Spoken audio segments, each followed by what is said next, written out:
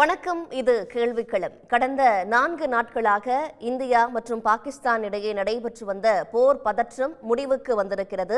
இன்று மாலை 5 மணி முதல் வான், தரை மற்றும் கடல் வழியான அனைத்து தாக்குதல்களையும் நிறுத்தியதாக இந்தியா அறிவித்திருக்கிறது. இரு நாடுகளிடையே ராணுவ நடவடிக்கைகள் நிறுத்தி வைப்பதற்கான ஒப்பந்தம் மேற்கொள்ளப்பட்டிருப்பதாக வெளியுறவுத்துறை அமைச்சர் ஜெய்சங்கர் தெரிவித்திருக்கிறார். அதே நேரம் செய்தியாளர்களை சந்தித்த இந்தியாவின் ராணுவ அதிகாரிகள் பாகிஸ்தான் இந்த தாக்குதல்களுக்கு நடுவே அதிக அளவில் பொய் செய்திகளை பரப்பியதாக குறிப்பிட்டிருக்கிறார்கள். இந்தியாவின் S-400 ஏவுகணை அமைப்பு, பிரம்மோஸ் உள்ளிட்ட ஏவுகணை அமைப்புகள் எல்லாம் தகர்க்கப்பட்டன என்றெல்லாம் அதிக அளவில் அவர்கள் பொய் செய்திகளை பரப்பினார்கள் என தெரிவித்திருக்கிறார்கள். இந்த சூழலில் மே 12ஆம் தேதி மீண்டும் இரு நாடுகளிடையே பேச்சுவார்த்தை நடைபெறும் என்றும் தெரிவிக்கப்பட்டிருக்கிறது. மேலும் இந்தியாவின் இறையாண்மையை பாதுகாக்கும் வகையில் இந்திய ராணுவம் செயல்பட்டிருப்பதாகவும் அவர்கள் தெரிவித்திருக்கிறார்கள். இது பற்றிதான் இன்றைய கேள்விக்களம் விவாதிக்க இருக்கிறது.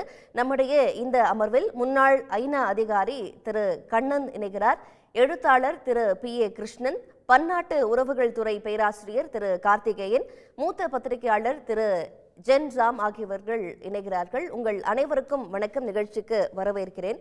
திரு கார்த்திகேயன், உங்களிடமிருந்தே தொடங்குறேன். இந்த தாக்குதல் நிறுத்தப்படுவதாக அறிவிக்கப்பட்டிருக்கு. இதை பல்வேறு தரப்பினரும் வரவேற்கிறதையும் நம்ம பார்க்கிறோம். இது பல கோடி மக்களுக்கான ஒரு நிம்மதி பெருமூச்சா? உங்களுடைய முதற்கட்ட கருத்து என்ன? ஆமாம், இது ரொம்ப ஒரு பாசிட்டிவான ஒரு முன்னெடுப்பு தான். ஏன்னா போர்னு வந்துருச்சுன்னா யாருக்குமா இருந்தாலுமே லாஸ் தான். எக்கனாமிக்கலாக வீக்கராக இருக்க பாகிஸ்தானுக்கு இன்னும் கஷ்டம். நம்ம இன்னும் பல மக்களை பொருளாதாரத்துலேயும் சோஷியல் ஹியூமன் டெவலப்மெண்ட் இண்டெக்ஸில் இம்ப்ரூவ் பண்ணணும்னு நினச்சிருக்க இந்தியாவுக்குமே, பொருளாதாரத்தில் நல்ல நிலையில் இருக்க இந்தியாவுக்குமே போர் நிறுத்தம்ன்றது ரொம்ப முக்கியமான இது. ஏன்னா நம்ம ஒரு டெவலப்மெண்ட் ட்ராஜெக்டரியில் போயிட்டு இருக்க டைமில் ஒரு போர் வந்துச்சுன்னா அப்படியே ஃபுல்லாக இறங்கிடும். Development, loss of life, loss of மக்கள் இறக்குறது, இதெல்லாம். ஸோ இதெல்லாம் நிறுத்தப்பட்டது ரொம்ப நல்ல வரவேற்கத்தக்க விஷயம்தான். வெகு விரைவில் இந்த தாக்குதல் நிறைவு பெற்றிருக்கு. இப்போ இந்தியாவோட வரலாறு முழுக்க எடுத்து பார்த்தோம்னா, இந்தியாவே போய் ஒரு நாட்டை இன்வைட் பண்ணுறது, அந்த மாதிரியான முயற்சிகளில் ஒருபோதும் ஈடுபட்டது கிடையாது. இந்த தாக்குதலின் போதும் கூட நாங்கள் பொதுமக்களை தாக்கலை, அதே நேரத்தில் பாகிஸ்தானோட இராணுவத்தெல்லாம் குறிவைக்கலை, இந்த தீவிரவாத முகாம்களை குறிவைத்து ஒரு சர்ஜிக்கல் ஸ்ட்ரைக்காக தான் இது நடத்தப்பட்டது அப்படின்னு எல்லாம் இந்தியா தரப்பில் தொடர்ச்சியான விளக்கம் கொடுக்கப்பட்டுச்சு. இப்போ 4 நாட்கள் அப்படிங்கிறது இந்த போர் அப்படின்னு நம்ம அதோட வரலாறு எடுத்து பார்த்தோம்னா மிக குறுகிய காலம். அப்போ இந்த போர் சீஸ்ஃபயர் அப்படிங்கிறத நோக்கி எது நகர்த்தியது? இது சீஸ்ஃபயர் நோக்கி எதை நடத்துச்சு அப்படின்னு நம்ம பார்த்தோம்னா, பாகிஸ்தானுக்கு உண்டான எப்படிங்க ஒரு சங்கடங்கள், அதுக்கு உண்டான சங்கடங்கள். ஏன்னா நான் எப்போதும் பார்த்தோன்னா பாகிஸ்தானுக்கு முழுசாக எந்த நேரத்துலையுமே ஆதரவு தெரிவிக்கிற நாடுகள் வளைகுடா நாடுகள், சில நாடுகள் இருக்குது. ஸோ அந்த நாடுகள் பர்டிகுலராக சவுதி அரேபியா, கத்தார், அப்புறம் கொஞ்சம் எக்ஸ்டெண்ட் பண்ணி போனோன்னா டர்க்கி, எல்லாம் எப்போயுமே பாகிஸ்தானுக்கு பொருளாதார ரீதியாகவும் சரி, இராணுவ ரீதியாகவும் தளவாடங்கள் கொடுக்கறது, பணம் அதுக்காக ஃபண்ட் பண்ணுறது, எப்போதுமே அவங்க பெரிய சப்போர்ட்டாக இருந்திருக்காங்க. பட் இப்போ ரீசெண்ட் டைம்ஸில் பார்த்தோம், கடந்த 15-20 வருடங்களாகவே பார்த்தோம் அப்படின்னா, இந்தியா கூட இந்த நாடுகள்லாம் பர்டிகுலராக கத்தார் ஆகட்டும், சவுதி அரேபியா, இந்தியா கூட ரொம்ப இணக்கமான சூழ்நிலையில் போயிட்டுருக்காங்க. கிட்டத்தட்ட நல்ல ஒரு ஃப்ரெண்டுன்னே சொல்லலாம். ஏன்னா இந்தியா சில நேஷ்னல் ஃபங்க்ஷன்ஸுக்கெல்லாம் அவங்க கூப்பிட்டுருக்காங்க. ரிப்பப்ளிக் டே, இண்டிபெண்டன்ஸ் டேக்கெல்லாம் அந்த நாட்டு தலைவர்களெல்லாம் கூப்பிட்டெல்லாம் பண்ணியிருக்கோம். ஸோ இது ஒரு ஆப்டிக்ஸ்ன்னு சொல்லுவாங்க. ஒரு கண் துடைக்கிற விஷயமே இல்லாமல் டீப்பாக இந்த நேஷன்ஸ் கூட, இந்த நாடுகள் கூட நம்மளோட உறவுகள் பலப்படுத்தியிருக்கோம் வந்துட்டு. ஸோ இவங்களாம் இப்போ பாகிஸ்தானுக்கு முழுசாக சப்போர்ட் பண்ணாத பட்சத்தில் பாகிஸ்தான் கண்டிப்பாக ஒரு பின்னடைவு வரும் அப்படின்னு அதுக்கு தெரிஞ்சிருக்கு. அது மட்டும் இல்லாமல் இப்போ நீங்கள் முதல்ல கேட்ட கேள்விக்கு இந்த சீஸ்ஃபயர் எந்த அளவுக்கு இன்டர்நேஷ்னல் லெவலில் வரும் அப்படின்னா, இந்தியா பாகிஸ்தான் மோதலுங்கிறது 6-7 டிகேட்ஸாகவே ரொம்ப உலகம் ஃபுல்லாக தெரிஞ்ச ஒரு, எப்படி பாலஸ்டைன் இஸ்ரேல் ப்ராப்ளம் எப்படி ஒரு பெரிய ப்ராப்ளமோ, அந்த மாதிரி இந்தியா பாகிஸ்தான் ப்ராப்ளம் காஷ்மீரை வச்சு இருக்கிறது எல்லாத்துக்குமே தெரியும். ஸோ இந்த மாதிரி ஒரு சூழ்நிலையில் ஒரு போர் நடந்திருக்க டைமில் ஒரு 4 நாளில் ஒரு சீஸ்ஃபயர் வருது தற்காலிக போர் நிறுத்தம் வருதுன்றது உலக நாடுகளுக்கு எல்லாத்துக்குமே வந்து ஒரு மகிழ்ச்சியான ஒரு இதாக தான் இருக்கும். ஏன்னா இந்தியாவை சார்ந்து நிறைய வளரும் நாடுகள், இந்தியாவை சார்ந்து நிறைய நாடுகள் இருக்குது. பொருளாதார ரீதியாகவும் சரி, எய்டு கொடுக்கறது, பண உதவிகள் கொடுக்கறது, இது ரிலேட்டடாக இருக்குது. ஸோ எல்லாத்துக்குமே ஒரு நல்ல ஒரு முடிவாக தான் எதிர்பார்ப்பாங்க. ஓகே, இரு நாடுகள் மட்டுமல்ல, ஒட்டுமொத்த உலக நாடுகளுக்குமே இந்த சீஸ்ஃபயர் ஒரு மகிழ்வை தான் ஏற்படுத்தும் அப்படின்னு குறிப்பிட்றீங்க. திரு பி ஏ கிருஷ்ணன், உங்களுடைய பார்வை என்ன? இப்போ இந்த சீஸ்ஃபயர் அப்படிங்கிறது தற்காலிகமானதா இல்லை போர் நிறுத்தம் முற்றிலுமாக முடிவுக்கு வந்துடுச்சு அப்படின்னு புரிஞ்சுக்கணுமா? முதலில் இது போர் என்றே நாம் சொல்ல முடியாது. இது இரண்டு பேரும் ஒருவர் சிறிதளவில் தாக்கி கொண்டது. போர் என்பது மிக மிக பெரிய ஒரு பெரிதாக நடக்கக்கூடியது. அப்படி ஒரு போர் ஒன்று நம்ம இராணுவங்கள் ரெண்டு ஒன்று எதிர்கொண்டு தாக்கிக் கொள்ளவில்லை. நம்முடைய மிசைல் அங்கே அனுப்பினோம், அவனுடைய மிசைலையும் ட்ரோனையும் அனுப்பிச்சாங்க. அதனால் இது போர் என்றே சொல்ல முடியாது. அது முதல் கட்டம். இரண்டாவது, நம்ம இதை தொடங்கிறதுக்கு முன்னால் நம்ம இந்த ஏப்ரல் 22ஆம் தேதியிலிருந்து இன்று வரை தங்கள் உயிரை கொடுத்த அப்பாவி மக்களை நாம் இன்று நினைவு கூற வேண்டும். இது தொடர்ந்திருந்தால் இன்னும் பலர் தங்கள் உயிரை இழந்திருப்பார்கள். இந்தியாவிலும் இழந்திருப்பார்கள், பாகிஸ்தானிலும் இழந்திருப்பார்கள். அவர் முதலில் அவர் உயிரை நீத்தவரை நினைவு கூற வேண்டும்.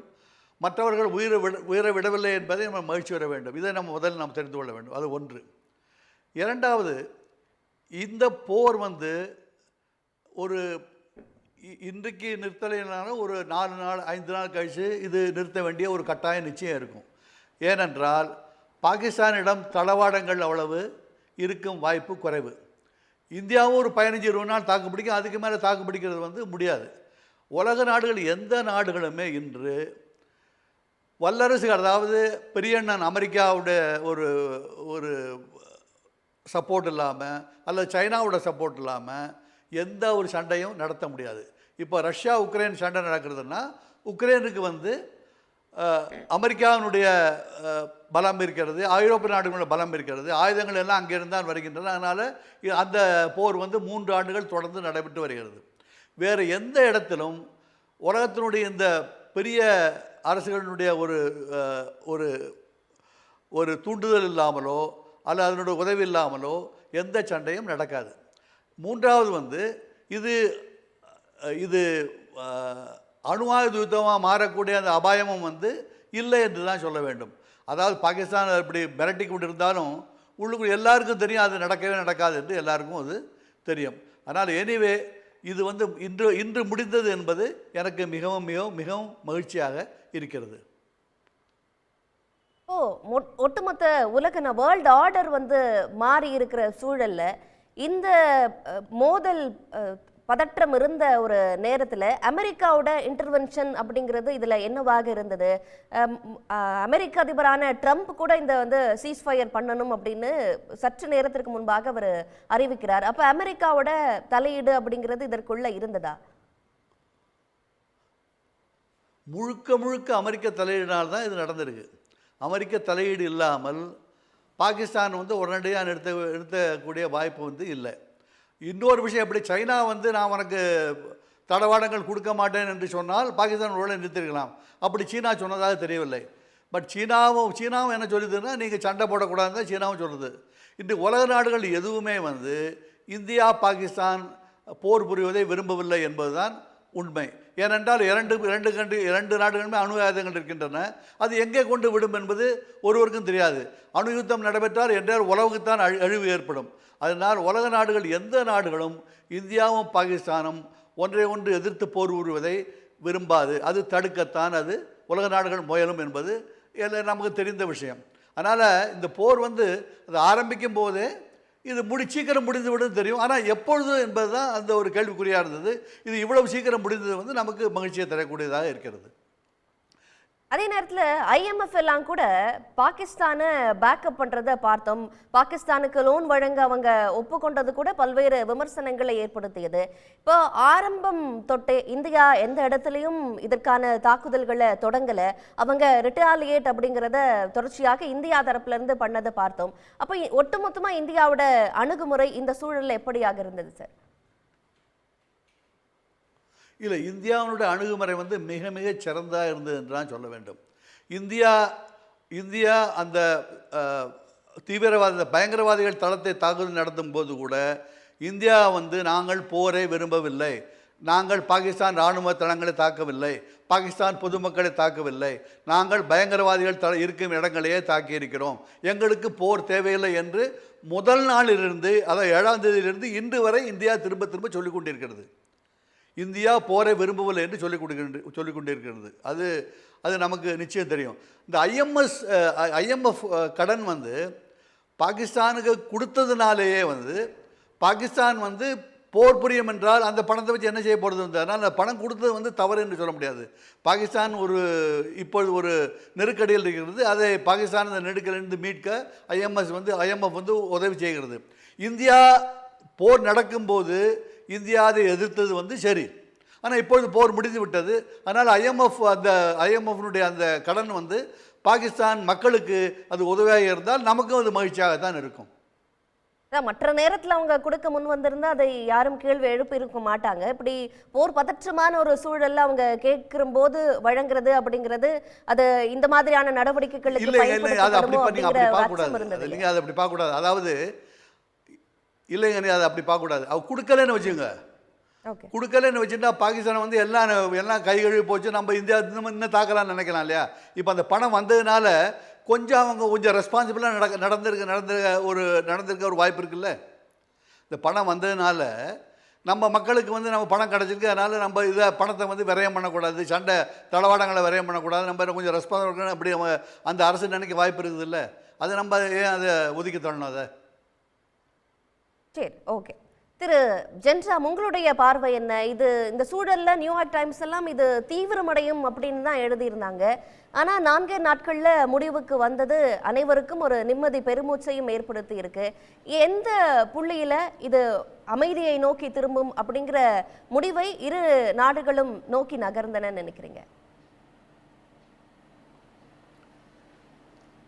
அமெரிக்கா நேற்று முழுவதும் அல்லது இன்று காலையிலிருந்து நடத்திய பேச்சுவார்த்தையினுடைய முடிவாகத்தான் இந்த போர் நிறுத்தம் அப்படிங்கிறத அமெரிக்க அதிபர் டொனால்ட் ட்ரம்ப் அறிவிக்கிறார். இந்தியாவும் பாகிஸ்தானும் உடனடியாக முழுமையான போர் நிறுத்தத்திற்கு ஒப்புதல் அளித்திருக்கின்றன அப்படின்னு அவர் சொல்கிறார். பொது அறிவையும் நுண்ணறிவையும், அதாவது காமன் சென்ஸையும் கிரேட் இன்டெலிஜென்ஸையும் பயன்படுத்தியதற்காக அந்த 2 நாடுகளுக்கும் வாழ்த்துக்கள் அப்படின்னு சொல்கிறார். இது அமெரிக்க அதிபருடைய வார்த்தைகள். போர் நிறுத்தம் கிரேட் இன்டெலிஜென்ஸும் காமன் சென்ஸும் என்றால் போருக்கு என்ன பொருள்? போர் எதனால் வந்தது? அடி முட்டாள்தனத்தின் காரணமாக வந்ததுன்னு அர்த்தமா? அவர் எதனால் இப்படி சொற்களை பயன்படுத்துகிறார் அப்படிங்கிறது ஒரு கேள்வியாக வருது. அப்போ போருக்கு ஆதரவாக பேசியவர்கள் எல்லாரையும் அவர் எப்படி பார்க்கிறார் அப்படிங்கிற கேள்வியும் அதற்குள்ள வருது. அதாவது காமன் சென்ஸு, போர் நிறுத்தம் வந்து common sense, right, correct. Great intelligence, correct. தமிழ்நாட்டை பொறுத்த வரைக்கும் அதுதான் டிக்ளேர்டு பொசிஷன் அப்படிங்கிறது பாரதிதாசன் பாடல்லேருந்து சொல்லலாம். புதியதோர் உலகம் செய்வோம், கெட்ட போரிடும் உலகினை வேரோடு சாய்ப்போம் அப்படிங்கிறதோ, அல்லது திரைப்பட பாடலாக இருந்தாலும் கூட யுத்தம் இல்லாத பூமி சத்தம் இல்லாமல் வேண்டும் அப்படின்னு சொல்வதாக இருக்கலாம். திரு கார்த்திகேயன் அவர்கள் ஆரம்பத்தில் குறிப்பிட்டதை போல இந்த போருக்காக செலவு செய்யக்கூடிய பணம் வளர்ச்சி குறியீடுகளில் என்னென்ன இனங்களுக்காக எப்படியெல்லாம் செலவழிக்கப்பட வேண்டிய பணம் என்பதை எல்லாம் கருத்தில் கொண்டு பார்க்கும்போது பொதுவாக போர்கள் வந்து வரவேற்கத்தக்கவை அல்ல. அது எந்த வழியில் டொனால்ட் ட்ரம்ப் சொன்னாலும் சரி, விளாடிமிர் புட்டின் சொன்னாலும் சரி, போர் எந்த மூலையில் போர் நிறுத்தப்பட்டாலும் போர் நிறுத்தங்கள் வரவேற்கப்படுவதே, போர் இல்லாத ஒரு சூழல் வரவேற்கத்தக்கது. ஆனால் அதே சமயத்தில் அந்த இடத்துல அமைதியை நிலைநாட்டுவதற்கு நீதி வழங்கப்பட வேண்டும்ங்கிறதும் ஒரு முக்கியமான இடம். நீதி வழங்கப்பட வேண்டும் என்பதற்காக இங்கே போர் அல்லது அந்த குறிப்பிட்ட இலக்குகளை தாக்குவோம் என்று அரசு சொல்லிச்சுல்ல, அந்த என்ன நோக்கத்திற்காக அந்த இலக்குகள் தாக்கப்பட்டனவோ அந்த நோக்கங்கள் நிறைவேறிவிட்டனவா அப்படிங்கிறதை பற்றி தெளிவு இல்லை. அதாவது அரசு இன்னும் அதை பற்றி சொல்லலை. ஆனால் போர் நிறுத்தத்தை அறிவிச்சிருக்குது. அதுவும் அரசு அறிவிப்பதற்கு பதிலாக டொனால்ட் ட்ரம்ப் அறிவிச்சிருக்கிறாரு அப்படிங்கிறதும் அதில் ஒரு முக்கியமான செய்தியாக இருக்குது. ஆக இதை ஒட்டி அனைத்து கட்சி கூட்டம் கூட்டி போர் முடிவு எடுத்ததைப் போல அல்லது போரை செயல்படுத்துவதற்கு முன்னால் அனைத்து கட்சி கூட்டம் கூட்டியதைப் போல போர் நிறுத்தத்துக்கு பின்னால் அனைத்து கட்சி கூட்டம் கூட்டப்படுமா அப்படிங்கிற கேள்வியும் இந்த நிகழ்ச்சிகளின் ஊடாக வருது. பொதுவாக பயங்கரவாதம், போர், இந்த மாதிரியான விஷயங்கள் எல்லாமே 1980கள் வரைக்கும் உலகம் பார்த்த பார்வை வேற.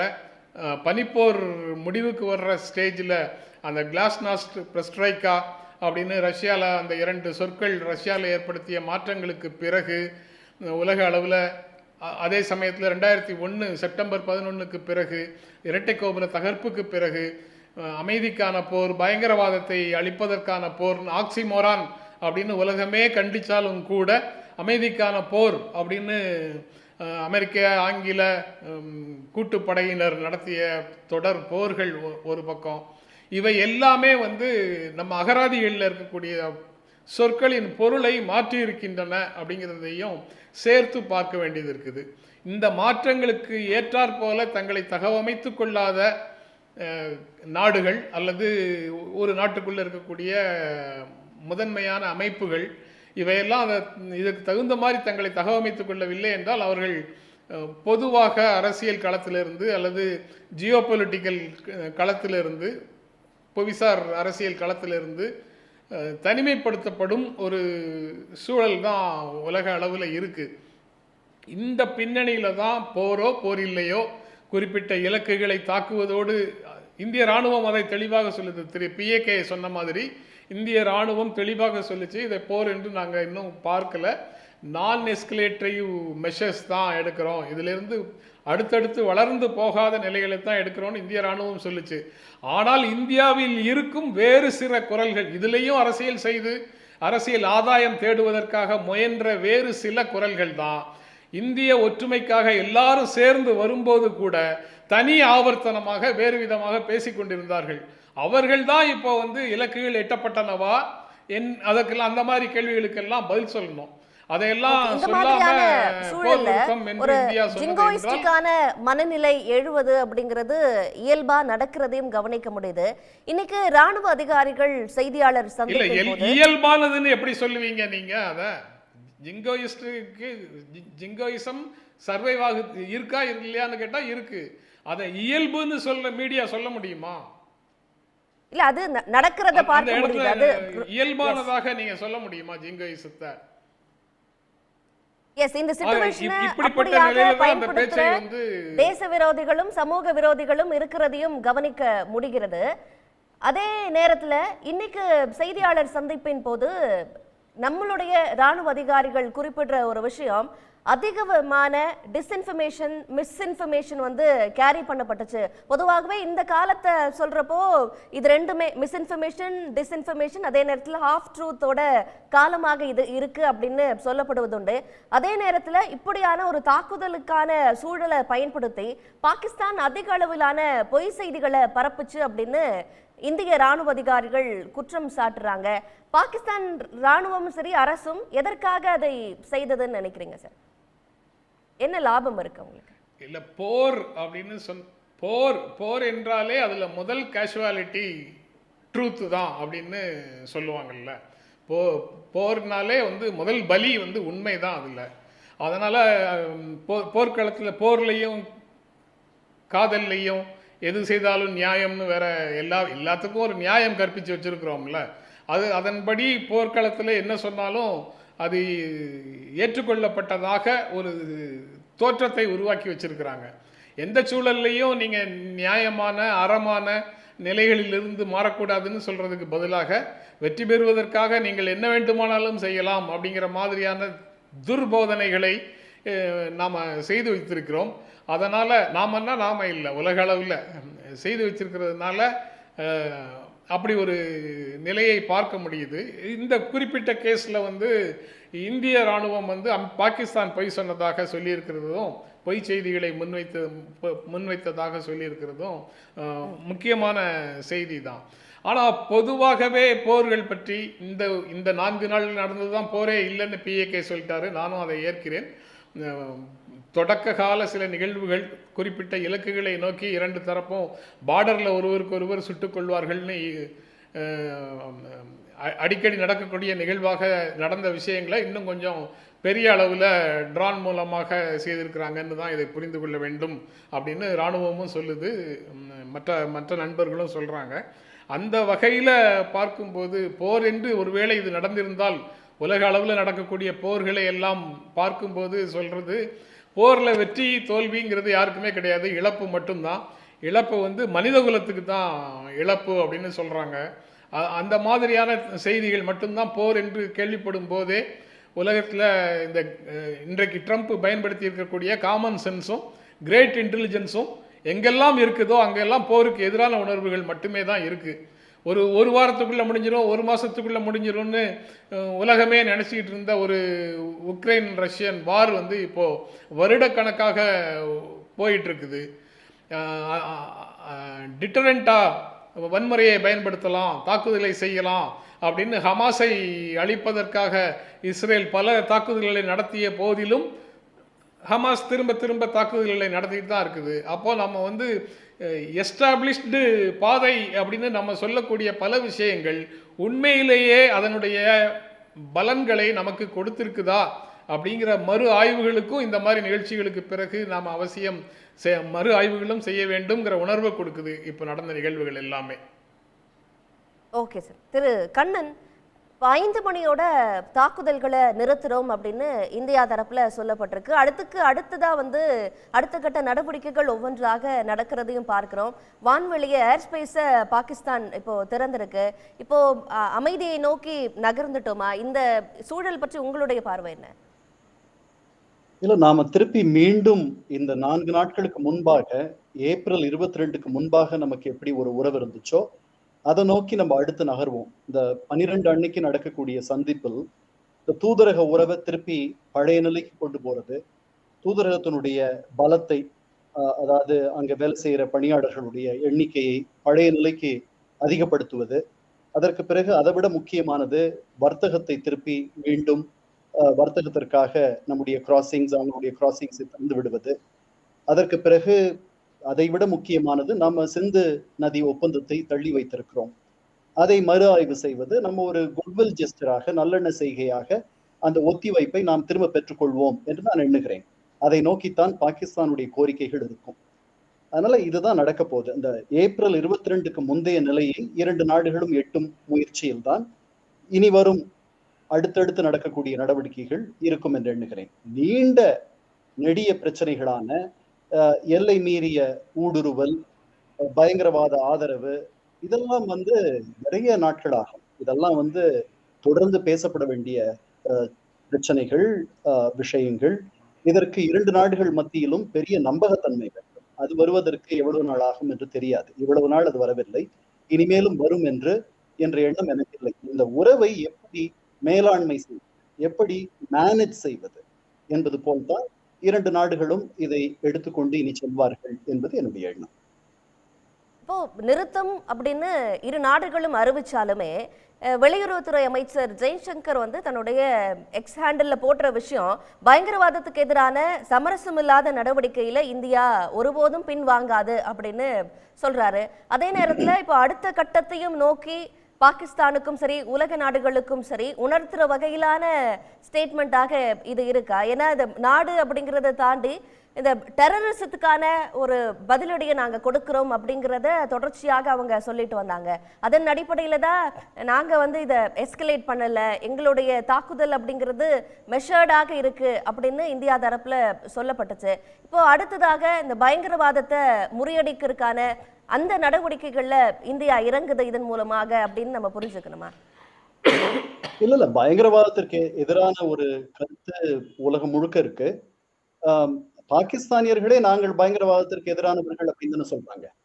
அதனால இது உலக நிலைப்பாடு. அந்த 9/11 நடந்த பிறகு அதற்கப்புறம் இந்த 20-25 ஆண்டுகளாக 30 ஆண்டுகளாக பயங்கரவாதம் எல்லாருடைய முகத்திற்கு அருகே வந்துவிட்டது. அது இது கொஞ்சம் தணிஞ்சு இருக்கு. அதுக்கு நமக்கு அந்த பிரச்சனை வேறு உருவில் இருந்தது. இந்த 4-5 ஆண்டுகளாக ஒரு இயல்பு நிலை தானே திரும்பி இருந்துச்சு. இந்த April 22 game is a shock. அது நம்மளை திடுக்கிட வச்சது.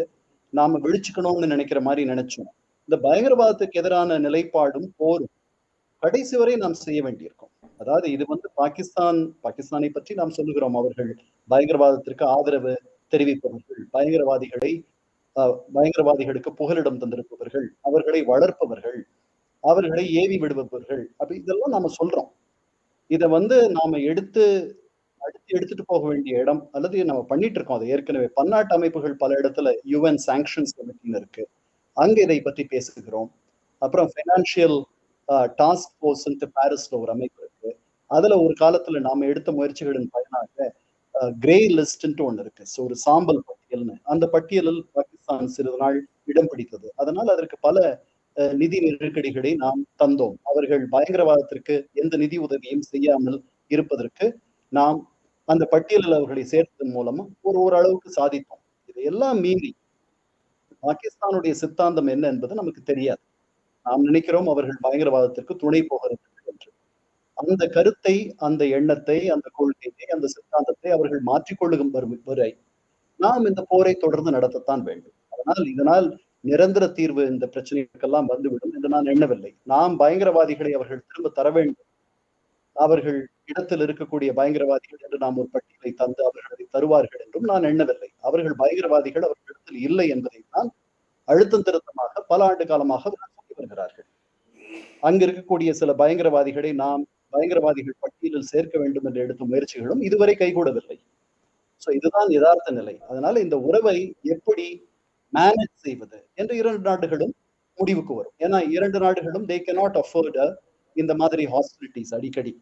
அவர்கள் ரெண்டு பேருமே அவர்களும் மிகுந்த நலிவு நிலையில் இருக்கிறார்கள். நாம் ஒரு வளர்ச்சி பாதையில் வேகமாக நடந்து வருகிறோம். நமக்கு இந்த சீனா அமெரிக்க வர்த்தக போர் அங்க இருக்கக்கூடிய அது சில கதவுகளை நமக்கு திறப்பதற்கான வாய்ப்பும் இருக்கிறது. அதனால் இட் வாஸ் நான் இன்ட்ரெஸ்ட் இதை சீக்கிரம் கொண்டு வரணும்ட்டு அமெரிக்கர்கள் தொடக்கத்திலிருந்தே இதை சீக்கிரம் ஒரு முடிவுக்கு வர வேண்டும் என்று அதிபர் ட்ரம்ப் சொன்னார். அதற்கு பிறகு வேற சில பேரும் இதற்காக உதவி செய்தார். சவுதி அரேபியாவை சேர்ந்தவர்களும் இதற்காக நேரம் செலவழித்தார்கள், பேசினார்கள். திரைமறைவுக்கு பின்னால் அவர்களுடைய துணை வெளியுறவு அமைச்சர் நேற்று இஸ்லாமாபாத்தில் இருந்தால், அதற்கு முன்பு டெல்லியில் ஜெய்சங்கர் அவர்களை சந்தித்தார். அவர்களும் மிகுந்த நிறைய நல்லெண்ணம் கொண்டவர்கள், நல்லெண்ணம் வைத்திருப்பவர்கள். அவர்கள் சொன்னால் பாகிஸ்தானியர்கள் கேட்டுக்கொள்வார்கள். அதனால இன்னைக்கு காலையில மார்க்கோ ரூபியோ அமெரிக்க வெளியுறவுத்துறை அமைச்சர், முப்படை தளபதிகளுடைய தலைவர் பாகிஸ்தான் முனிர் அவரோடையே பேசினார்னு தெரிந்த பிறகு, அதற்கு பிறகு பாகிஸ்தானுடைய பிரதமர் we have given a befitting response, நாங்கள் சரியான பதிலடியை தந்துவிட்டோம் என்று சொன்ன பிறகு ஒரு மின்னல் கீற்று எனக்கு தோன்றியது. இது முடிவுக்கு வர வேண்டிய நேரம் வந்து விட்டது என்று. சோ இன்று அதிபர் ட்ரம்ப் இந்த அறிவிப்பை வெளியிட்டது. அது ட்ரம்ப்புடைய அவருடைய சிங்குலர் குணாதிசயம்னு சொல்லலாம். அவர் எல்லாத்தையும் அவர் ட்வீட்லயே வெளியுறவு கொள்கையை அறிவித்த முதல் அதிபர் அவர். இன்னும் அதைத்தான் செய்கிறார். அவருடைய முயற்சிக்கும் அவருடைய அமைச்சரவை சகாக்களுடைய முயற்சியும் துணை அதிபருடைய முயற்சியும் இன்று இந்த மகிழ்ச்சியான செய்தியை இந்தியர்களுக்கும் பாகிஸ்தானியர்களுக்கும் தந்திருக்கு.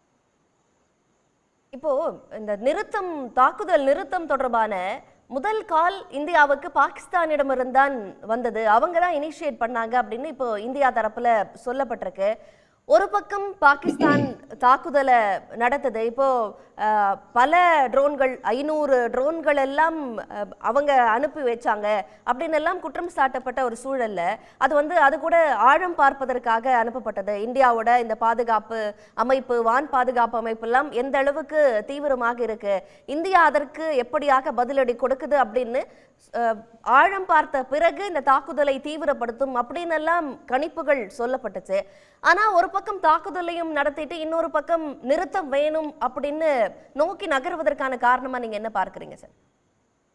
இல்ல, 2 நாடுகளுமே போரை தொடர்ந்து இது போர் என்று எடுத்துக்கொண்டால் ஹாஸ்டிலிட்டிஸ் என்று நாம் ஆங்கிலத்தில் சொல்லலாம். இதை தொடர்ந்து நடத்துவதற்குரிய திறனோ அல்லது பொருளாதார வலிமையோ அதெல்லாம் கொண்டவர்களாக இந்த உலகத்தில் அப்படிப்பட்ட ஒரு வல்லரசால கூட அதை பண்ண முடியாது. இந்த ரஷ்யா யுக்ரைன் போரை நீங்க பார்க்கிறீங்க, இஸ்ரேல் படும் பாட்டை பார்க்கிறீர்கள் காசாவில். அதனால இது இன்னைக்கு இல்லைன்னா நாளைக்கு திருப்பி வந்திருக்கும். நான் முதலில் இருந்தே இது நீண்ட நாள் நீடிக்காததை நான் ஒவ்வொரு பதிவிலும் சொல்லி வந்திருக்கிறேன். அமெரிக்கர்கள் தொடக்கத்திலிருந்தே இதற்கு முயற்சி செய்து வந்தார்கள். சவுதி அரேபியர்கள் முயற்சி செய்து வந்தார்கள். நமக்கு தெரியாமல் யுனைடெட் அரப் எமிரேட்ஸை சேர்ந்தவர்கள் கூட பேசியிருக்கலாம் பின்பாக. ஈரானியர்கள் முயற்சி செய்தார்கள், அதை இந்தியர்கள் விரும்பவில்லை. அதை அவர்கள் இரிட்டேட்டட். அந்த ஈரானியனுடைய வெளியுறவு அமைச்சர் இங்க நாங்கள் மத்தியஸ்தம் செய்கிறோம் என்று சொன்னதெல்லாம் அவர்களுக்கு பிடிக்கவில்லை. இது ஒரு புறம் இருக்கட்டும். பாகிஸ்தான் உடைய பொருளாதார நலிவை அது சரி செய்ய வேண்டிய நிலையில் இருக்கிறது. இந்த IMF உடைய கடன் 2வது தவணை நேற்று அதற்கு கிடைத்தது. அதனால அதிலிருந்து திசை திரும்பக்கூடிய நிலையில் பாகிஸ்தான் இல்லை. நாம ஒரு வளர்ச்சி பாதையில் பெரிய அளவுல நாம முன்னேறி வருகிறோம். இது ஒரு டிஸ்ட்ராக்ஷனாக நம்மளை திசை திருப்பி விடும். அதனால 2 நாடுகளுமே அவர்களுடைய இலக்கை எட்ட வேண்டும் என்று எண்ணினார்கள். நாம் பொருளாதார இலக்கை தொடவில்லை, இராணுவ இலக்கை தொடவில்லை, நாம் பயங்கரவாத குடிகளை தொடவில்லை, நாம் பயங்கரவாத தளங்களை மட்டும்தான் தாக்குவோம் என்று சொன்னோம். தாக்கிவிட்டோம், அது முடிந்து விட்டது. அவர்கள் என்ன சொன்னார்கள்? நாங்கள் தக்க பதிலடி தருவோம், எங்களுக்கு ஒரு கண் போனால் உங்களுக்கு ஒரு கண் போகும் என்றெல்லாம் இன்று காலையில் சொன்னார்கள். அதற்கு முன்பாக வரை அவர்கள் மீண்டும் எதிர்வினை ஆற்றினார்கள் என்பதை அவர்கள் ஒப்புக்கொள்ளவே இல்லை. இந்தியர்கள் தான் சொன்னார்கள், நாங்க அடித்த பிறகு 15 இடங்களில் பாகிஸ்தானியர்கள் தாக்கினார்கள், நாங்கள் அதையெல்லாம் தடுத்து விட்டோம், ரிப்பல்ஸ்ட் என்றெல்லாம் நாம் சொன்னோம். அதை அவர்கள் ஒப்புக்கொள்ளவில்லை. we will not strike and deny என்று அவர்களுடைய பாதுகாப்பு அமைச்சர் சொன்னார். இன்று காலையில் தான் 6:48 மணிக்கு அவர்கள் இந்தியர்கள் 3 இராணுவ விமான தளங்களில் அவர்கள் தங்களுடைய தாக்குதலை நடத்தினார்கள். நாங்கள் அதற்கு பதிலடியாக எங்களுடைய எதிர்வினையை ஆற்ற தொடங்கி இருக்கிறோம், தக்க பதிலடி கொடுப்போம் என்று முதன்முறையாக பாகிஸ்தானியர்கள் சொன்னார்கள். பின்பு அவர்களுடைய பிரதமர், நாங்கள் சரியான பதிலடி பெஃபிட்டிங் ரெஸ்பான்ஸ் கொடுத்து விட்டோம் என்றார். அதிலிருந்து எனக்கு தெரிந்து விட்டது, 2 பேரும் குறிப்பாக பாகிஸ்தானியர்கள் தங்களுடைய முகத்தை காப்பாற்றிக் கொண்டார்கள். இந்தியர்கள் தங்களுடைய இலக்கை எட்டிவிட்டார்கள். 2 பேரும் இனிமேல் இறங்க வேண்டிய நிலையில் இருந்தார்கள். அதற்கு அமெரிக்காவுடைய குட்வில் மிஷன், அவங்களோட இமேஜையும் சேவ் பண்ணிருக்கு அப்படின்னு சொல்றீங்க. இப்ப ஒட்டுமொத்த இந்தியா பாகிஸ்தானுக்கோட பதற்றம் ஓய்ந்த சூழல்ல ஒட்டுமொத்த உலகுக்குமான அமைதி இதன் மூலமா கிடைச்சிருக்கு அப்படிங்கிற ஒரு பார்வையும் நீங்க முன்வைக்கிறீங்க. அதே நேரத்துல இந்த அமர்வுல நம்மளுடைய JNU ப்ரொஃபசர் திரு ஜெகநாதன் இணைகிறார். சார் வணக்கம், நிகழ்ச்சிக்கு வரவேற்கிறேன். இந்த சூழல்ல உங்களுடைய முதற்கட்ட பார்வையை சொல்லுங்க. முதல்ல இது இந்த போர் நிறுத்த ஒப்பந்தம் என்ற அறிவிப்பு வரவேற்கக்கூடிய ஒரு அறிவிப்பாக நான் கருதுறேன். கடந்த 72 மணி நேரம் நடந்த இந்த 2 நாடுகளுக்கு இடையான தாக்குதல், பதில் தாக்குதல், அதன் மூலமாக சில சாதாரண மக்கள் அவதிப்பட்டிருக்காங்க எல்லையோர பகுதிகளில். அதற்கு ஒரு முடிவு கட்டும் விதமாக இந்த போர் அறிவிப்பு என்பது வந்திருக்கிறது மிகவும் வரவேற்பான ஒரு செய்தியாக நான் பார்க்கிறேன். இரண்டாவதாக, இந்த போர் நிறுத்த ஒப்பந்தம், அதாவது இந்த போரை தொடரும் நோக்கத்தில் நமது நாடு இன்றைக்குமே இந்த போரை தொடர்வதாக கூறவில்லை. இன்று காலையில் நடந்த செய்தியாளர்கள் சந்திப்பில் கூட நமது வெளியுறவுத்துறை செயலாளர் சூசகமாக ஒரு குறிப்பாக ஒன்றை சொன்னார். இந்த போர் நாங்கள் இந்த தாக்குதலை தொடங்கவில்லை, நாங்கள் ஆபரேஷன் சிந்து, அதாவது ஏப்ரல் 22ஆம் தேதி நடந்த பஹல்காமில் அப்பாவி சுற்றுலா பயணிகளை கொன்று குவித்த தீவிரவாதிகள் மீது நாங்கள் தாக்குதல் நடத்தினோம். அவங்களுடைய கட்டமைப்பு மீதும் நாங்கள் நடத்தினோம். பாகிஸ்தான் ஆக்குபைட் ஜம்மு காஷ்மீர் வந்து அங்க உள்ள வந்து அவங்களுடைய லான்ச் பேட்ஸ், அப்புறம் அவங்களுடைய ட்ரைனிங் சென்டர், அப்புறம் பகவால்பூர்ல உள்ள அவங்களுடைய ஹெட் குவார்ட்டர்ஸ், லஷ்கர் தொய்பா, ஜெய்ஷ் இ முகமது, ஹிஸ்புல் முஜாஹிதீன் இவங்களுடைய கட்டமைப்புகள் போது இன்ஃப்ராஸ்ட்ரக்சர் மேல வந்து நாங்கள் வந்து ஒரு தாக்குதல் நடத்தி அதை முற்றிலுமாக அழித்து விட்டோம்.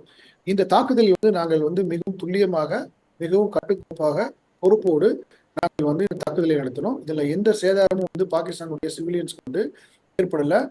அதே மாதிரி பாகிஸ்தான் ராணுவத்தின் மீதும் நாங்கள் வந்து தாக்குதலை வந்து நாங்கள் தொடுக்கல அப்படின்னு தெளிவாக கூறியதுக்கு பின்பும் அன்று இரவு அடுத்த நாள் மார்னிங் காலையில வந்து பாகிஸ்தான் ராணுவம் வந்து 15 இடங்களில் வந்து வான்வெளி தாக்குதல் நடத்த முயற்சி செய்து அது முற்றிலுமாக தோற்கடிக்கப்பட்டது.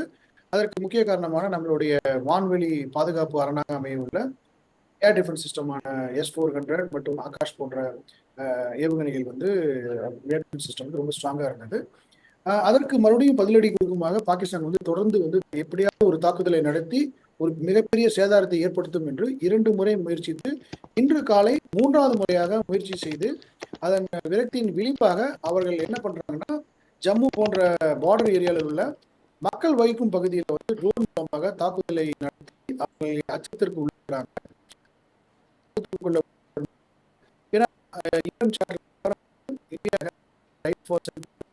அந்த தாக்குதலுடைய ஒரு பயன்படுத்தி பதில் தாக்குதல்.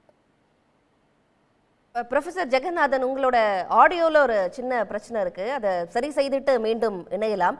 திரு P.A. கிருஷ்ணன், இப்போ ஒரு நீண்ட கால அமைதி அப்படிங்கிறத இந்தியா விரும்புறத ஆரம்பம் தொட்டே பார்க்கிறோம். இப்போ அமைதியை நிலைநாட்டுவதற்கான வழிகள் என்னவாக இருக்கு? அதை நோக்கி இந்தியா பயணிக்குமா? மறுபடியும் மே 12ஆம் தேதி நாளை மறுநாள் இரு நாடுகளும் பேச்சுவார்த்தை நடத்தும் அப்படின்னும் சொல்லப்பட்டிருக்கேன்.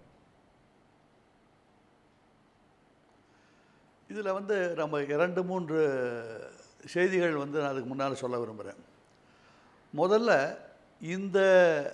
இந்தியா நடத்திய இந்த பயங்கரவாத தளங்கள் மீது இந்தியா நடத்திய இந்த தாக்குதலினால் பாகிஸ்தான் இன்று என்ன பேசினாலும் நாளைக்கு இது போன்ற பயங்கரவாத அமைப்புகளுக்கு உதவி செய்வதற்கு மிகவும் யோசிக்கும்.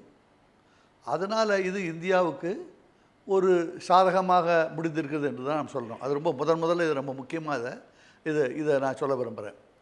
இரண்டாவது, நீங்கள் இன்னொரு கேள்வி கேட்டீங்க, அவங்க அதாவது பாகிஸ்தான் பொய் சொல்கிறாங்களே அப்படின்னு. ஆமாம், பாகிஸ்தான் அரசு வந்து பல பொய்களை அவிழ்த்து விட்டது. இந்திய அரசு தரப்பிலிருந்து அவர்கள் எதை சொல்ல வேண்டுமோ அதைத்தான் சொன்னார்கள். ஆனால் முக்கியமாக நான் இதை பதிவு செய்ய விரும்புகிறேன், இந்திய ஊடகங்கள், முக்கியமாக ஆங்கில இந்தி ஊடகங்கள் அவிழ்த்துவிட்ட பொய்கள் உலகத்தில் நம்முடைய நிலவை ஓரளவு கீழே தாழ்த்து விட்டன என்று தான் சொல்ல வேண்டும். அவ்வளவு பொய்களை நாமும் சொல்கிறோம் என்பதை நாம் மறந்துவிடக்கூடாது. இது ரெண்டாவது. மூன்றாவது, நம்ம இப்போ இந்தியா வந்து அமைதியை நோக்கித்தான் செல்லும். இந்தியா என்றுமே போரை விரும்பாத ஒரு நாடு. இந்தியா சுதந்திரம் அடைந்ததிலிருந்து இன்று வரை இந்தியா போரை விரும்பாத ஒரு நாடு என்பது உலகம் முழுவதும் தெரிந்த ஒன்று. ஆனால் இந்தியா அமைதியைத்தான் நிச்சயம் வந்து விரும்பும். ஆனால் இந்தியா வந்து தன்னுடைய பாதுகாப்பை எந்த அளவு தக்க வைத்து கொண்டிருக்கிறது என்பதை நாம் பொறுத்திருந்தான் பார்க்க வேண்டும்.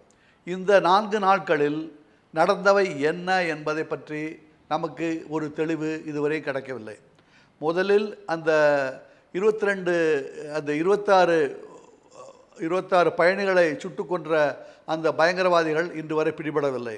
அவர்களுக்கு பின்னாலிருந்து பாகிஸ்தான் நடத்திய என்று சொன்னாலும் யார் எப்படி நடத்தினார்கள் என்பதை பற்றி நமக்கு ஒரு புரிதலும் இதுவரையும் நமக்கு வெளியில் வந்து வரவில்லை. அது ரெண்டாவது.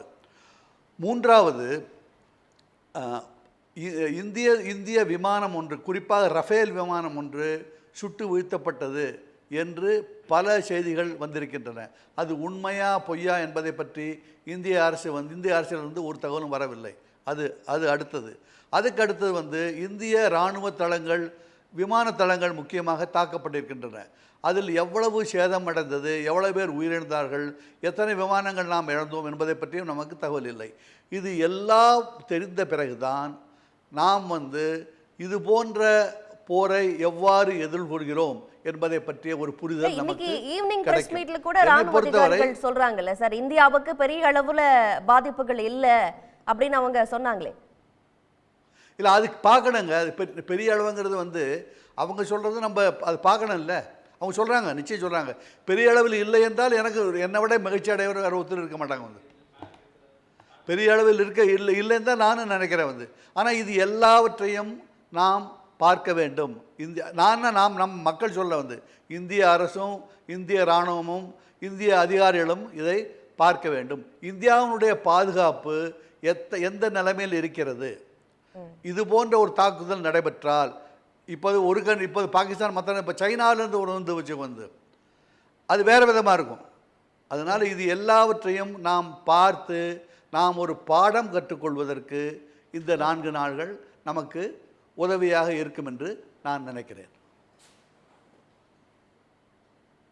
சரி, ஓகே. திரு கண்ணன், இப்போ இதன் மூலமாக ஒட்டுமொத்த உலக நாடுகளுக்கும் இந்தியா தரப்பிலிருந்து ஏதேனும் மெசேஜ் சொல்லப்பட்டிருக்கா? இந்தியாவோட இராணுவ வலிமை உட்பட ஒரு தாக்குதல்னு வரப்போ அதை இந்தியா எதிர்கொள்ற விதம், இந்தியாவோட அணுகுமுறை எவ்வாறாக இருக்கு அப்படி இந்தியாவில் ஒரு தாக்குதல் நடைபெறப்போ அது உலக நாடுகளுக்கும் ஒட்டுமொத்தமாக என்ன விதமான பாதிப்புகள் எல்லாம் ஏற்படுத்தும், ஏன் அமைதியை விரும்புகிறோம் அப்படின்னு எல்லாம் ஒரு மெசேஜ் ஒட்டுமொத்தமாக கொடுக்கப்பட்டிருக்கா இன்றைய தினம்?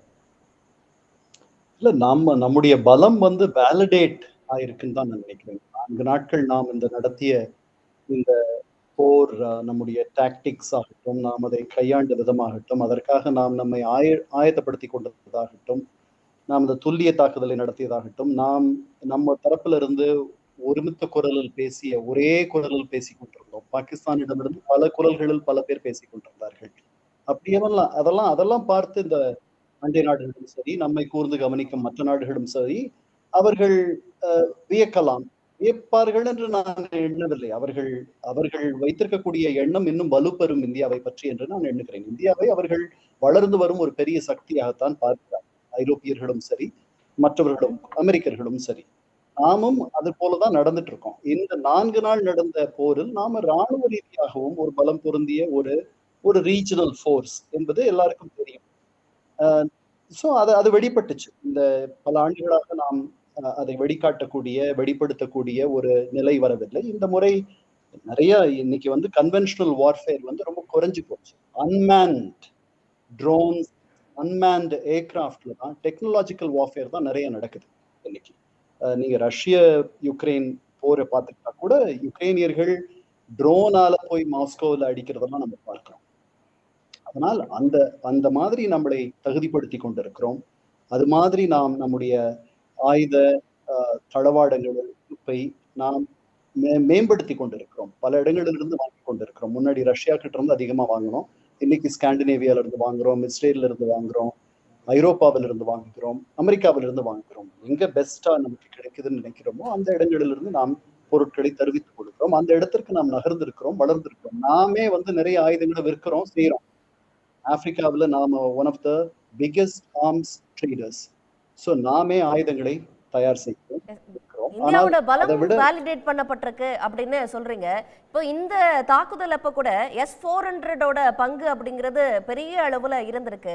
அப்போ அதை இந்தியா வாங்க முனைப்பு காட்டினப்போ அமெரிக்கா தரப்புல இருந்து எதிர்ப்பு வந்ததெல்லாம் நம்ம பார்த்திருந்தோம். ஆனா இன்னைக்கு அது இந்தியாவுக்கு ஹெல்ப்ஃபுல்லா இருந்திருக்கு.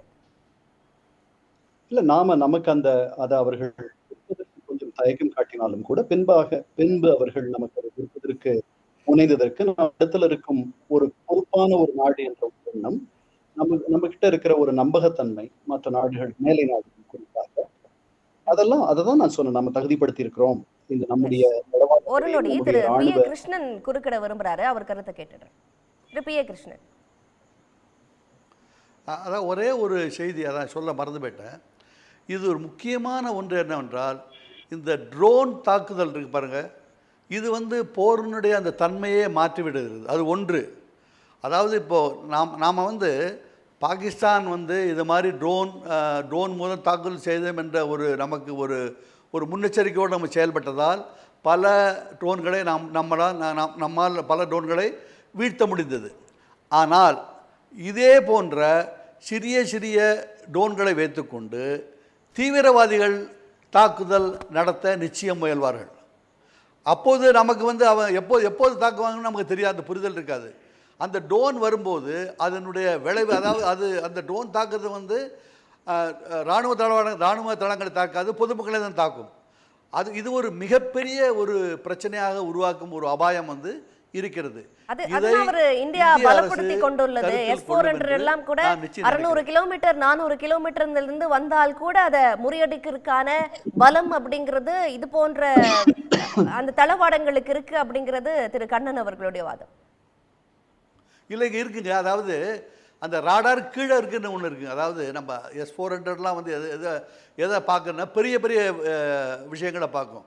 இது மாதிரி சின்ன ட்ரோன் வந்து வரும்போது, அதாவது அதனுடைய இது கீழே வரும்போது அது பார்க்க எல்லா இடத்துலையும் இருக்க முடியாது. அதாவது ஒரு சின்ன இடம் S-400 இருந்தாலுமே வந்து இப்போ இஸ்ரேலுக்கு வந்து அயர்ன் டோம்னு இருக்குது. இஸ்ரேல் வந்து சின்ன கண்ட்ரி, இந்தியா வந்து மிகப்பெரிய ஒரு நாடாக இருக்கிறதுனால எல்லா இடத்துலையும் அந்த S-400 வச்சு நம்மளால் கண்காணிக்க வந்து அது ப்ராக்டிக்கல் இல்லை. அது நடக்கவே முடியாது வந்து. இது ஒரு பெரிய அபாயம். இந்த அபாயம் வந்து நிச்சயம் நமக்கு வந்து இந்த அபாயத்தை வந்து நம்ம எதிர்காலத்தில் நம்ம நிச்சயம் எதிர்கொள்வோம். இதை நிச்சயம் நம்ம எதிர்கொள்வோம். இதுக்கு வந்து அரசு வந்து அதுக்கு தக்க நடவடிக்கை வந்து எடுக்க வேண்டும். ரொம்ப கேர்ஃபுல்லாக இருக்கணும். அது வந்து ரொம்ப ரொம்ப முக்கியமான ஒரு இது. உலகம் பூரா, இது இந்தியா மாத்திரம் இல்லை, உலகம் பூரா இந்த பிரச்சனை இருக்குது. இந்தியாவுக்கு மாத்திரம் இல்லை. அது வந்து இன்னும் பலப்படணும் அப்படின்னு சொல்றீங்க. அதே நேரத்துல இஸ்ரேலும் இந்தியாவோட கம்பாரிசன் ஜியோபாலிட்டிக்கல் அரசியல் ரீதியாக நம்ம எடுத்து பார்த்தோம் அப்படின்னா கூட இந்தியாவில் எப்போதுமே இஸ்ரேலில் இருக்கிற மாதிரியான ஒரு போர் பதற்றமான ஒரு சூழல் இருக்கிறது இல்லை. நம்ம நிறைவு செய்யலாம். திரு கண்ணன், நீங்க நிறைவு செய்யணும். இல்ல இல்ல இல்ல இஸ்ரேல் ரொம்ப சின்ன நாடு. இஸ்ரேல் வந்து நம்ம சென்னையோட சைஸ் சின்ன வீடு இடம் தானே. இந்தியா மிகப்பெரிய நாடு இல்லையா? இஸ்ரேல் வந்து முழுவதும் அயர்ன் டோம் வச்சு காக்க முடியும். இந்தியா வந்து அந்த மாதிரி ஆமா. இது வந்து ரொம்ப ஒரு முக்கியமான ஒரு செய்தி. இதை நான் சொல்ல மறந்து போயிட்டேன். நல்லதான் நான் குறுக்கிட்டேன். நன்றி. அதாவது இந்த 4 நாள், இந்த ஏப்ரல் 22 நிகழ்ச்சிக்கு பிறகு இந்த 4 நாள் நாம் நடத்திய இந்த தாக்குதல், அதை கையாண்ட விதம், அந்த பிரச்சாரத்தை நாம் நடத்திய விதம், நம்முடைய தலைவர்கள் ஒற்றுமையாக இருந்த விதம், இராணுவ தலைமையும் அரசியல் தலைமையும் கலந்து ஒன்றுபட்டு செயல்பட்ட விதம், இதெல்லாம் இந்தியாவினுடைய ஜனநாயக பண்புக்கு ஒரு பெரிய எடுத்துக்காட்டு. அதனுடைய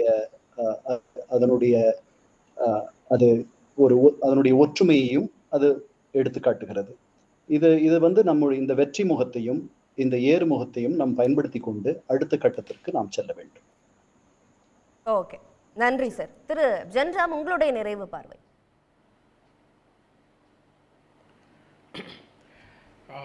திரு கண்ணன் சொன்ன அதே விஷயம்தான் குறிப்பாக நாம் பாராட்ட வேண்டியது. அரசியல் தலைமை எல்லா விதமான அரசியல் பார்வை கொண்டவர்களையும் ஒற்றுமைப்படுத்தி இந்த நிகழ்வுகளை நடத்தி இருக்குது. அந்த அரசியல்வாதிகளின் ஒற்றுமை மாறி வரும் அரசியல் சூழலில், மாறி வரும் நாட்டின் சூழலில் அரசியல் கட்சிகள் ஒன்றுபட்டு நிற்கும் அப்படிங்கிறத எஸ்டாப்ளிஷ் பண்ணின இன்னொரு அக்கேஷனாக இந்த 4 நாட்கள் இருந்தது. அது ரொம்ப முக்கியமானதாக பார்க்குறோம். ஏன்னா அது முக்கியமானதுன்னு விவரிக்க போனால் வேறு பாலிட்டிக்ஸ்குள்ளே போயிடும். அதனால் அதை இந்த இடத்துல விட்டுறேன், இன்றைக்கி அதோட விட்டுறேன். இந்த 4 நாட்கள் தாக்குதல்கள் வந்து நம்முடைய வலிமையை மெய்ப்பித்திருக்கிறது அப்படின்னு சொல்கிறாங்கல்ல, அது கரெக்டு தான்.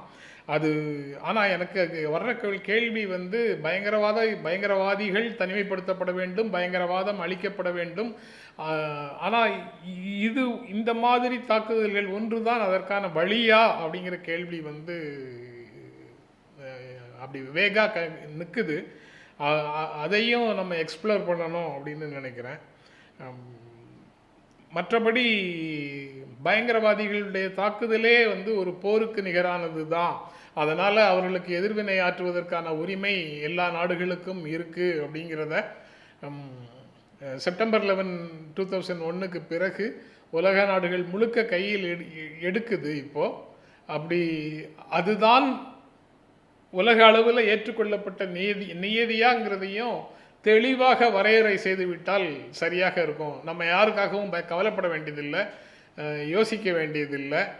நம்ம 2 நாடுகளுக்கு இடையில் உண்டான பிரச்சனைக்கு பஞ்சாயத்து பண்ணுறதுக்கு வெளியிலிருந்து ஆட்கள் வருவார்கள் அப்படின்னு வருவதை நம்ம எதிர்பார்க்கவும் வேண்டியதில்லை, ஏற்றுக்கொள்ளவும் வேண்டியதில்லை. அதனால் அது கிளியர் கட்டாக அமெரிக்காவுக்கு இருக்கக்கூடிய அனைத்து உரிமைகளும் இந்தியாவுக்கும் இருக்காங்கிறத உறுதி செய்து விட்டால் நல்லதுன்னு தோன்றுகிறது. நீங்க முதல் சுற்றிலேயே பேசியிருந்தீங்க. இப்ப அமைதியை நிலைநாட்டுவதற்கான வழிகளா எது இருக்கும்? இந்தியா இனி அடுத்த கட்டமா எந்த திசை வழியில பயணிக்கணும்? இல்லை, இப்போ 4 நாள் கழித்து பேச்சுவார்த்தை மூலமாக 12ஆம் தேதி பேச்சுவார்த்தைக்கு மூலமாக தீர்வு காண்கிறோம் அப்படின்ற நிலையில தான் வந்து நிற்கிறோம். இந்த 4 நாள் தாக்குதல்கள் அப்போது இடையில நடந்தது தாக்குதல்களுக்கு பிறகு நெகோஷியேட்டிங் டேபிளில் நம்மளுடைய வலிமையை காட்டுவதற்காக மட்டும்தானா, இல்லை அதில் வேறு என்ன, அதனால் கிடைத்த பலன்கள் என்ன, அதெல்லாம் கிளாசிஃபைடு இன்ஃபர்மேஷனா, இல்லை பொது வெளியில் அவங்க பகிர்ந்து கொள்வார்களா போன்ற விஷயங்கள் எனக்கு தெரியல. பட் அதில் அன்ஆன்சர்டாக பல ஏரியா அப்படி நிற்கிற மாதிரி ஒரு உணர்வு வருது. திரு கண்ணன், திரு PAK போன்றவர், கார்த்தி போன்றவர்கள் சரியாக சொன்னாலும் கூட அரசு தரப்புலேருந்து கிடைக்கக்கூடிய சில தகவல்கள் இந்த பதில்களில் கிடைக்காததுனால அந்த கேள்விகளை நான் முன்வைக்கிறேன். அவ்வளவுதான். மற்றபடி போர் நிறுத்தங்கிறது ரொம்ப ரொம்ப முக்கியம். போர் இல்லாத ஒரு சூழல் தான் ரொம்ப ரொம்ப முக்கியம்.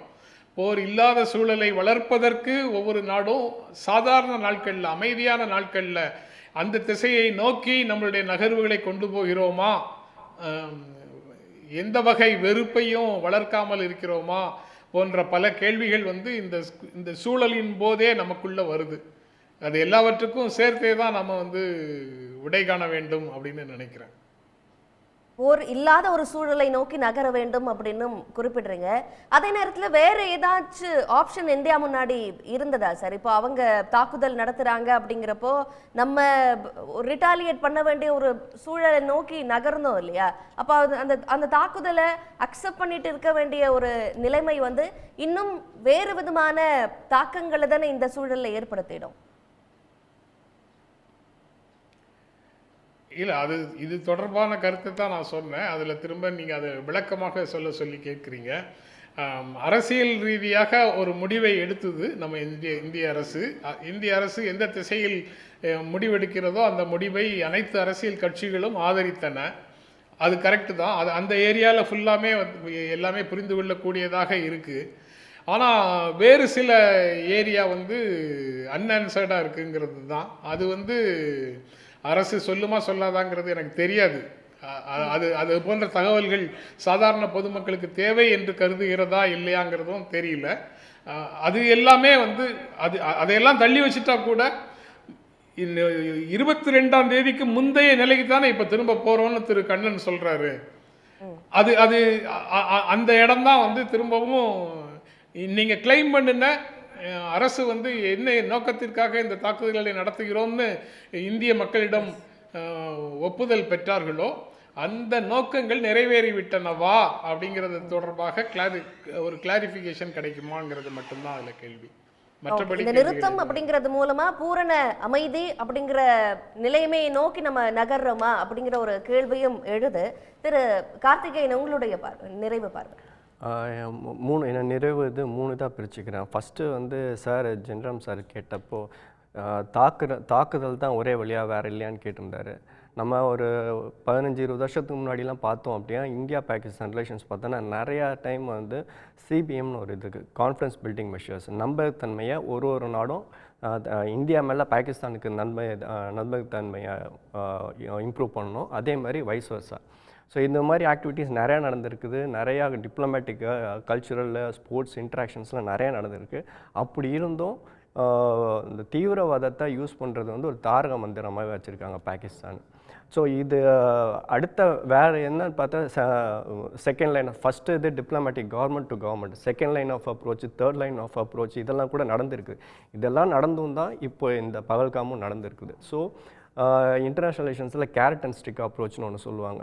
ஸோ ஃபஸ்ட் இந்த CBM இதெல்லாம் கேரட் ஒரு உணவளிக்கிற மாதிரி ஒரு நல்ல விஷயமா பார்ப்பாங்க.